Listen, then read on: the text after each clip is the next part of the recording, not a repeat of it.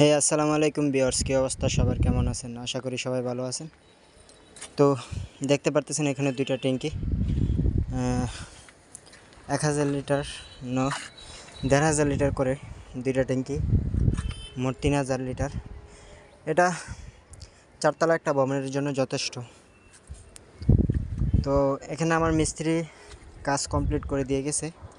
তো লাইনে পানি দেওয়া আছে, আর এটা হচ্ছে গিয়ে আপনার মোটরের লাইন। প্রত্যেকটা ক্যাচিং রুমে এই একটা করে লাইন আছে, সেটা হচ্ছে মোটর চালু অবস্থায় যে পানিটা আসে সরাসরি নিচ থেকে, ওই পানিটা নেওয়ার জন্য প্রত্যেকটা কিচেনে একটা করে কলের লাইন করা হয়েছে। তো সবগুলা মিক্স হয়ে এই লাইনটা এখানে আসে। তো এটা জয়েন দেই নাই, কারণ জয়েন দিতে মানা করছিলাম, কারণ নিচে কল লাগানো বাকি আছে, আবার বন্ড প্লাগ লাগানো বাকি আছে। তো এখানে একটা হোল করছে, দুইটা পাইপ নিচে, একটা মোটরেরটা, একটা হচ্ছে ট্যাঙ্কির আউটপুট লাইন। আর এখানে একটা কাজ করছে, এখানে একটু ভুল আছে। ভুলটা হচ্ছে কি, এই যে পাইপটা প্যাচ কাটছে না, এই পাইপটা একটু ছোটো হইতো, প্রায় 2 ইঞ্চির মতো ছোটো হইতো। ছোটো হইলে এটা ওয়ালের সাথে আইজা যেত,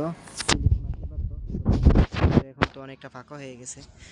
তো এটাকে খুলে আবার আমার কাজ করতে হবে। আর এটা খুলতে গেলে আমার এখানে একটা ইউনিয়ন ফিটিং করতে হবে, এছাড়া তো আমি কোনো লাইন দেখতে পারতেছি না।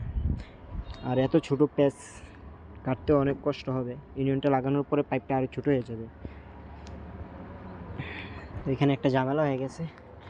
আর এই যে এই লাইনটা রাখা হয়েছে ইয়ার লাগে আর কি, এই যে এই বাথরুমের লাইনের লেগে,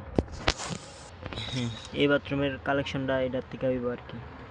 এই যে এটা হচ্ছে পেপারের লাইন, আর এটা হচ্ছে এই যে ডাইরেক্ট 8 সকেট না থাকার কারণে বা বুশ না থাকার কারণে এলবো লাগিয়ে আপাতত লাইন চালু করে দিছে আর কি।